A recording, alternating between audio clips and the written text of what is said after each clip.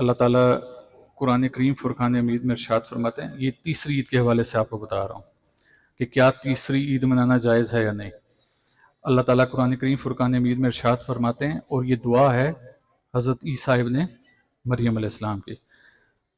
عیسیٰ علیہ السلام اللہ کو کہتے ہیں، دعا کرتے ہیں، قرآن میں آیات مبارکہ کی صورت میں فرماتے ہیں کہ ربنا انزل علینا مائدۃ من السماء تکون لنا عیدا لاولنا وآخرنا۔ کیا فرما رہے ہیں؟ عیسیٰ علیہ السلام کہتے ہیں کہ اے ہمارے رب، ہم پر خوان اتار۔ کیا اتار؟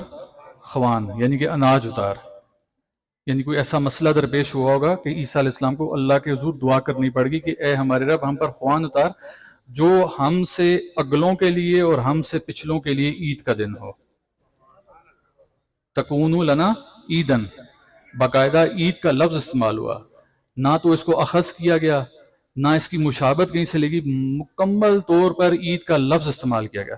تو میں کہتا ہوں کہ جس دن رب کی طرف سے خوان اترے تو وہ دن عید کا دن ہو سکتا ہے، تو جس دن رب کی طرف سے چلتا پھرتا قرآن اترے، کیا وہ عید کا دن نہیں ہو سکتا؟